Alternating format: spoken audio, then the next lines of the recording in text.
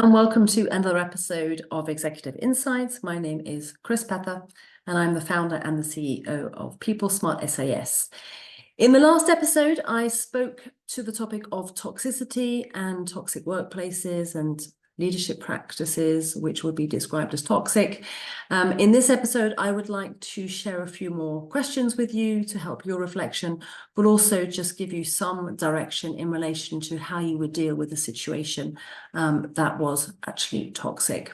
So my questions to help you reflect are the following. Do you have a process by which you can escalate anything that you observe, which you would put under the banner of toxicity? Do you know how to escalate and where to escalate to? What are the things that would fall under toxic but also non-toxic from your perspective in terms of definition, so that you're clear on what is simply just potentially bad management and what is something which is more in the toxic space? And also, how would you help and advise other people who are confronted with a toxic workplace or experience which goes on for a period of time? Certainly in terms of observing toxic practices, this is a situation where you've observed something that's gone on, maybe gone on for a period of time. You've seen people suffering as a result of that. It is important to know where you stand in terms of legislation in the country where you are. What are your rights? What are the things you can and can't do?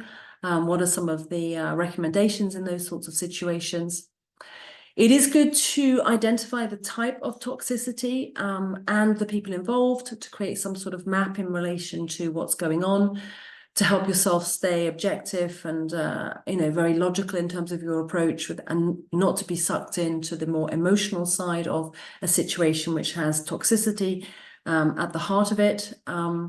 Try to calm down the situation by speaking and listening to others involved, and at the same time keep a certain distance, but be ready to share some honest feedback to the HR organization, to your HR leaders, but also other committees or representative bodies of employees within your organization.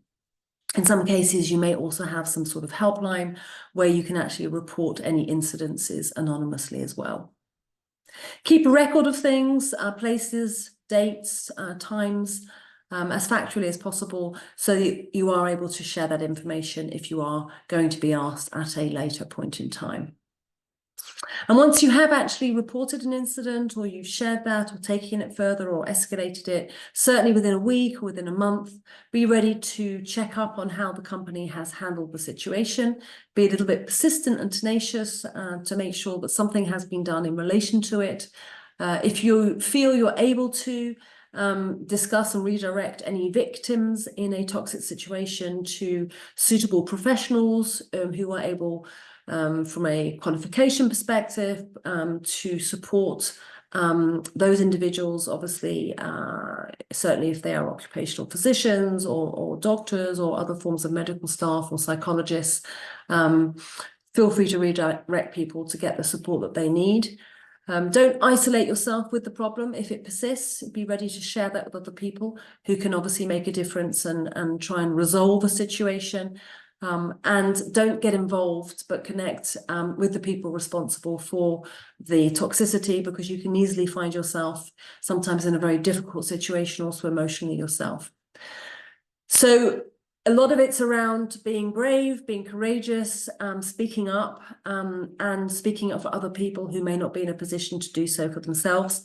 But on that note, clearly not an easy topic, something that certainly we hear about more and more, but staying objective, staying structured, seeking the suitable networks and people around you to support you to make a difference and to resolve situations without getting too directly involved certainly is a good starting point to address some of the situations that we've talked about so far.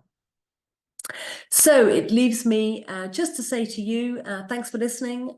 Stay well, stay tuned, and see you very soon. Goodbye.